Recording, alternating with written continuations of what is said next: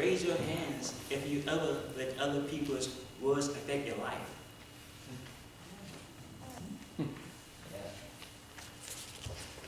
If you was with me about 2 decades ago in an elementary school classroom where a teacher with a red beard and a checkered shirt, who always reminded me of a lumberjack man, asked me to introduce myself, I stood up and I said, my name is Wu, till one boy with big brown eyes said, he can't even pronounce his names.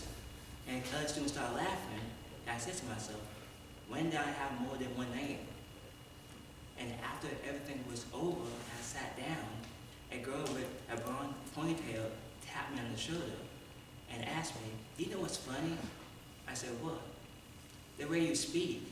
And other students started laughing, and he even got big lips like Daffy Duck. And I started laughing too, but those words really hurt. They even affected the way I would interact with other students in my school life. I would always ask myself, I wonder what they would say about me if I do this. Or I wonder what they would say about the way I speak if I say something. Do you know that one of the times negative words really hurt you? It's when it's spoken by a loved one, or a person you look up to, or a person you respect.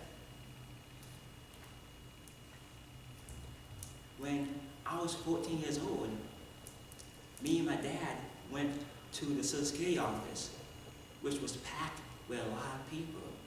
After about a few hours, my name was finally called by a man behind the desk with big glasses. And he asked me what was my Social Security number. And I looked to the side at my father, who had an impatient look in his face, and he said, you don't know it? Then why do you go to school for? And I can tell by the look on his face that he called me retarded. So those words really hurt me. They're like Tony Robbins said in his book, The Awakening of the Giant Within, that depower you.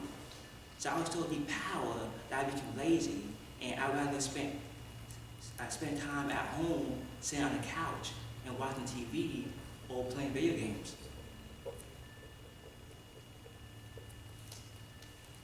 A few years later, at work, when I saw somebody not doing anything, and I know that it's my job to make sure I tell him what to do next.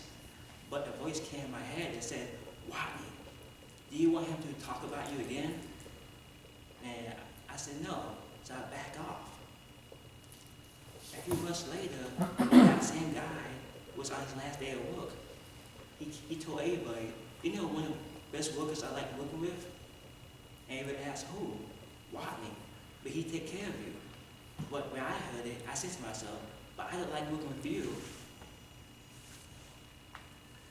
I think one of the reasons why most people go to jobs they don't like or go to school for a career they don't like is because they let negative words affect them. A few years later, I went to school for computer networking because it was a job that didn't allow me to not speak at all. All I had to worry about was being in front of a computer and writing code. But deep down, I knew something was missing. But who cares? It wasn't until the time I was first introduced to personal development that it changed the way I look at life. It changed the way I look at myself, and it taught me a valuable lesson that in life, there's always going to be someone who will say something about you. But if you truly want to enjoy life, then don't let other people's words affect you.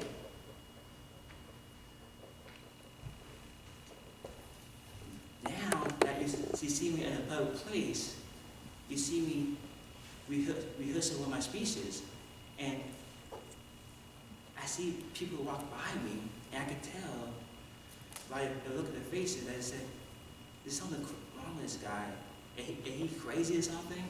But I don't let those people's words hurt me. I remember one time, after I came back from break, after this rehearsing one of my speeches, one of my coworkers asked me, will you rehearsing your speech again? And I said, yeah. And she said, I don't know about you, but if that was me, I would be embarrassed. And I looked her in the eye and I told her, If you truly want to enjoy life, then don't let other people's words affect you. Mr. Toastmaster.